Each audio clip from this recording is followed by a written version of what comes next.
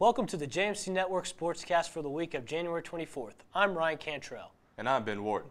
The Wildcat football team is headed to its biggest venue in history come fall 2011. Head coach Chris Thompson will lead his team into the new Cowboy Stadium on September 17th to take on the University of North Alabama.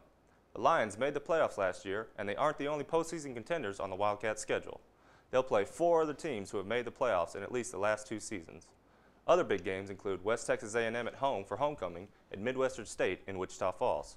Edmund Clyde Gates will get to play on the NFL Network for the first time in his career as only the second Wildcat ever invited to the Under Armour Senior Bowl. Gates, who is projected by some to be drafted as high as the 3rd round in April's NFL Draft, joins ACU legend Johnny Perkins as the only Wildcat ever to be invited.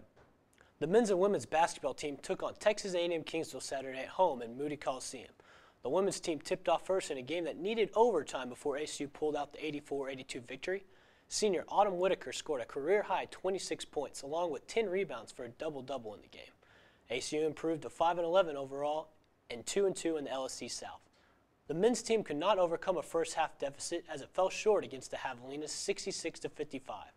ACU had cut the Javelinas' lead down to 4 points with a minute and a half to play when Jordan Cole tipped in a bucket that would have made it a 2-point game.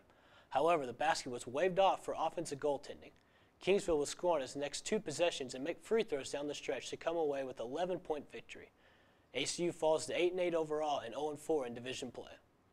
Both teams will travel Wednesday to tip off against Incarnate Word. The men's and women's track teams performed well this weekend in Lubbock, with several qualifying for the national indoor meet. Leading the way was senior Amos Sang, who won the mile with a personal record time of 4 minutes and 8 seconds. The team will compete this weekend at the New Mexico Invitational in Albuquerque.